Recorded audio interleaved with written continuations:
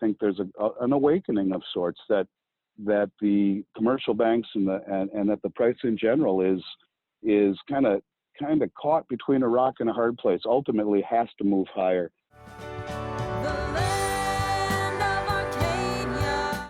Hello there, my friends. Chris Marcus here with you for Arcadia Economics. And it is once again time for Andy Schectman, owner of precious metals dealer Miles Franklin, to join us on the show for this week's physical silver and gold market update. Andy, I hear today is your birthday, at least as we're recording on Friday. Happy birthday, sir. And how's everything going with you this week?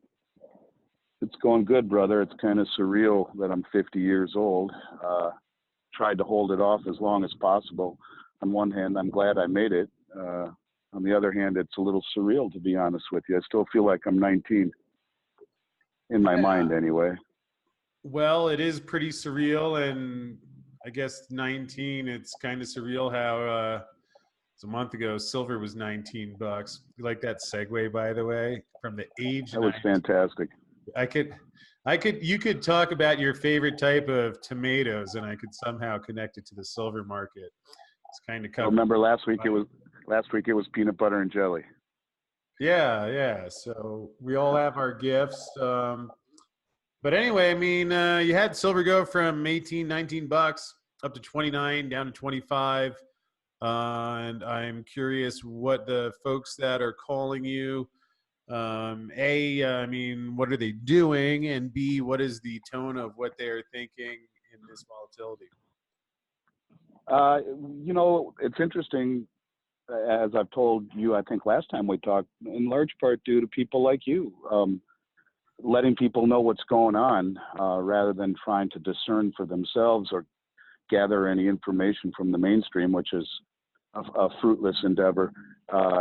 The pullbacks are really a subsidy, and people understand that, just like they understand the stock market is a fool's game right now, and the bond market is a sucker's game right now. So I think not only do people in large part understand that the pullbacks are a subsidy and our phones ring off the hook when we see a pullback, but I think there's an awakening of sorts that the commercial banks and that the price in general is kind of caught between a rock and a hard place. Ultimately has to move higher. If you look, Chris, at previous bull markets, there's tremendous volatility as the market moves up. Mike Maloney has a great saying. He calls it an inverse roller coaster, in that you have little humps at the beginning, and as you start to ramp up, the dips and the moves up are greater. There's greater volatility as we move up. So the bottom line is you're going to see great volatility, but the fundamentals are really strong, haven't changed a lick. Quite frankly, I think the moral of the story is don't chase the rallies, buy on the dips. And in the previous bull markets, there's been countless corrections, and often very, very violent. So use those pullbacks as a subsidy until something changes. The trend is your friend, and it is decidingly higher, Chris. I'm 100% positive of that. Yeah, and what do you say to the folks that say, all right, well, it was great to buy silver when it was 15 or 16 bucks, but now that it is in the upper 20s, obviously, at least priced in dollars, is more expensive. Or you could say dollars priced in silver are getting cheaper. But what do you say to those folks that wonder if they've missed out? I'd say, why don't people say that Dow Jones 30,000? I think they ought to. I'd say that silver is still priced nearly half of its all-time high. And when you factor in inflation-adjusted dollars, the amount of money that's been created just since September of last year is astronomical. When factored into inflation-adjusted dollars, silver should be markedly higher. Furthermore, if you just did nothing other than take the 150-year average of gold to silver of approximately 45 to 1, if you take 1950 and divide it by 45, silver should easily be at $43 an ounce right now, just based upon its last 150 years. It's still wickedly undervalued. And all of these pullbacks represent a subsidy. I can tell you that getting silver is becoming harder and harder and harder. And so I think the rubber has to meet the road at some point, in the respect that it's kind of like backwardation, Chris, that in real time, it's backwardation. It's the demand for silver, the premiums are high, the price is really, I think, low in comparison to where it should be and historically where it has been. But if people wait for a pullback, typically what happens is within a day or two of that happening, premiums skyrocket, like we saw in March.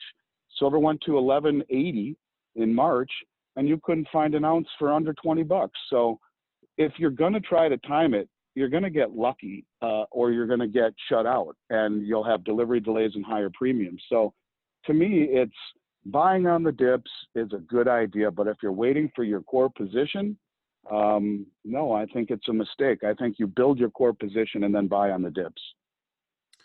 Yeah, I can understand that. And perhaps this is philosophical semantics yet. I mean, because I think, all right, you know, what if silver's $50 or $75 one day? Well, certainly that would be a lot higher than now, yet that's where, to me, having the Austrian Economics Foundation is helpful, because if it's at the same time when the Fed is still printing unlimited, I don't know, is there some point at which you just start saying the same way we used to say, all right, well, I'm going to be conservative, I'm going to put money in the bank or money under the mattress. But when the banks and governments are making that completely unsafe, I don't know. I feel like maybe I'll just start, you know, I get paid for different things in dollars, and I buy shares and I buy bullion, and, you know, I dabble in my options. But I mean, I guess as I've been thinking about it more in the context of what's happening, I mean, maybe there is some point to sell that I'm not aware of. And by all means, that's, you know, that's the part that I've struggled with before. But any thoughts on that?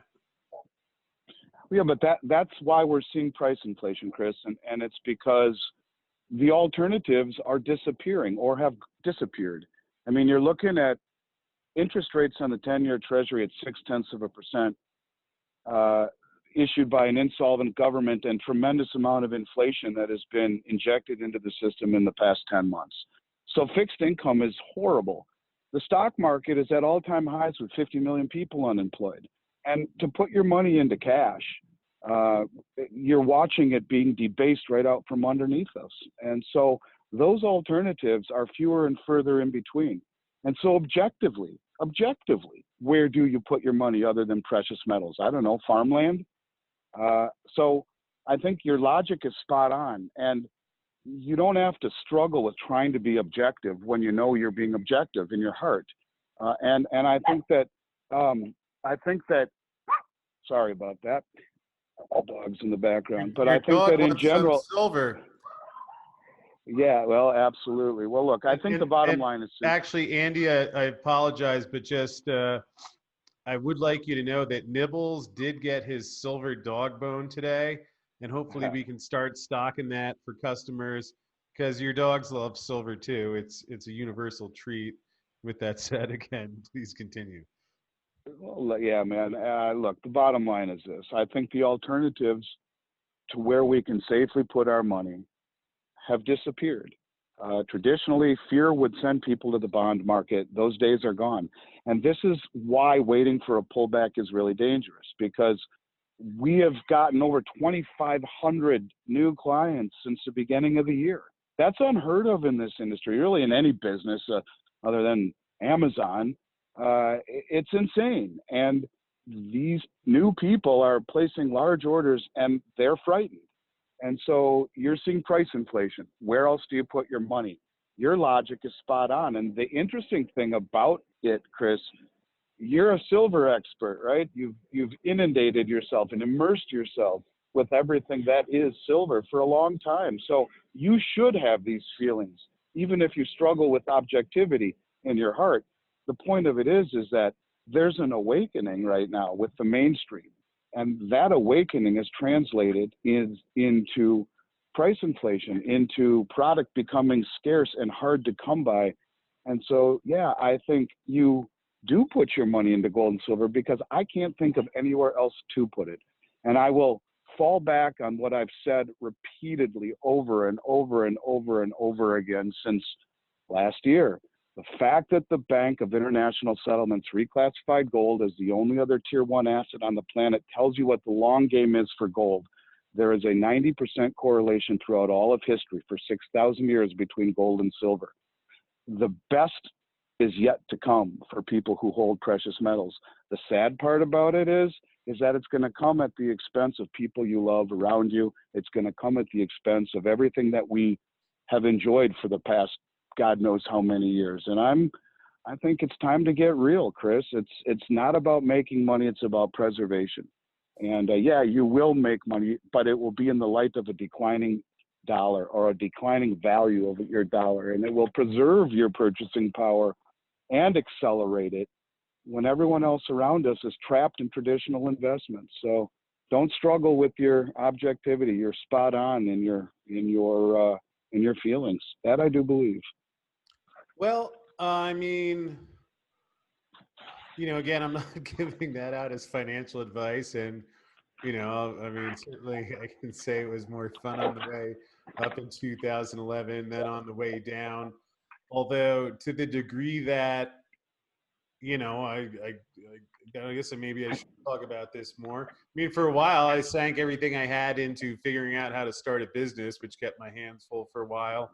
Now that fortunately we've made some progress and things are going quite well, I mean, it's kind of fun because I guess there's that human instinct. We like to buy something.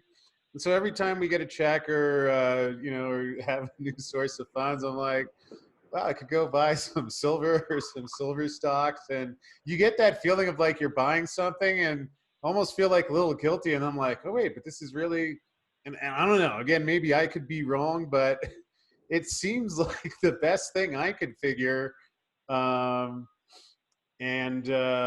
Also to the degree that if anyone's wondering, I mean, yeah, that's what I'm putting my money behind. The moment I'm not doing anything else. And again, don't follow my model of diversification. I do like your idea of farmland, maybe some uranium, but anyway, Andy, last one before we let you get to the birthday bash.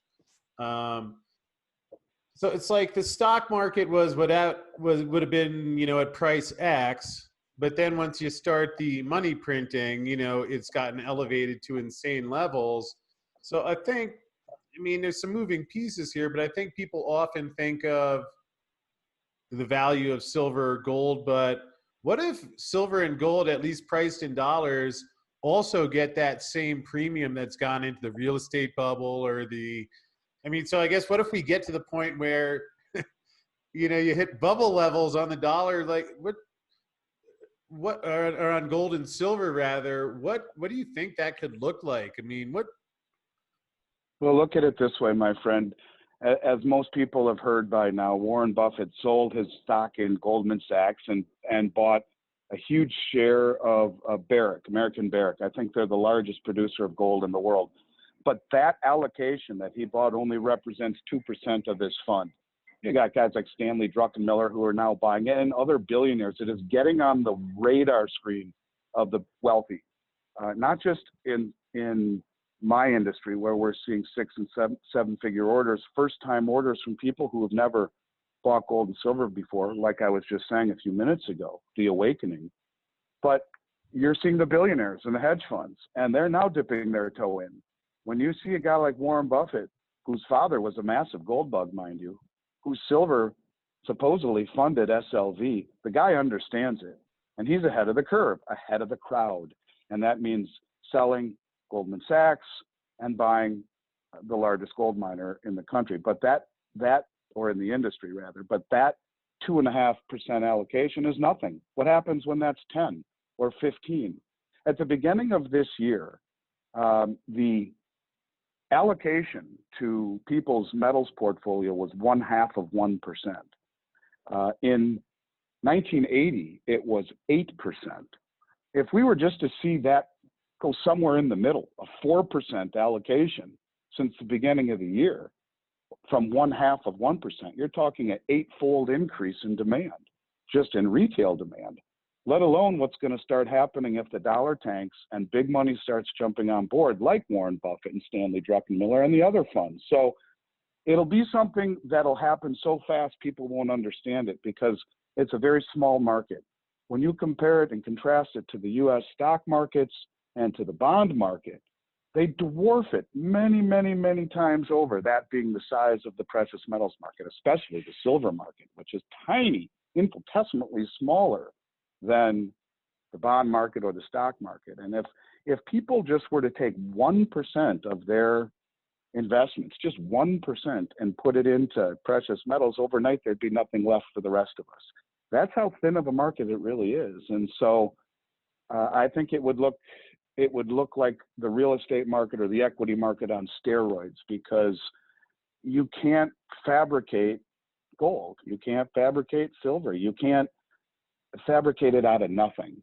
And when you're talking about all the shenanigans on Wall Street, so much of it is fabricated out of nothing. But with gold and silver, and that's why I think you're seeing so many people stand for delivery. I think the days of paper are coming to an end, and physical possession and removal of counterparty risk and getting off the system or getting the physical in your hands is starting to carry a premium. So when that happens, that's what I'm talking about not waiting for the pullback, because it would happen overnight, like it's happened every other time. I guess I'll simply say this. For people who've been in this market, they'll know what I'm saying is true.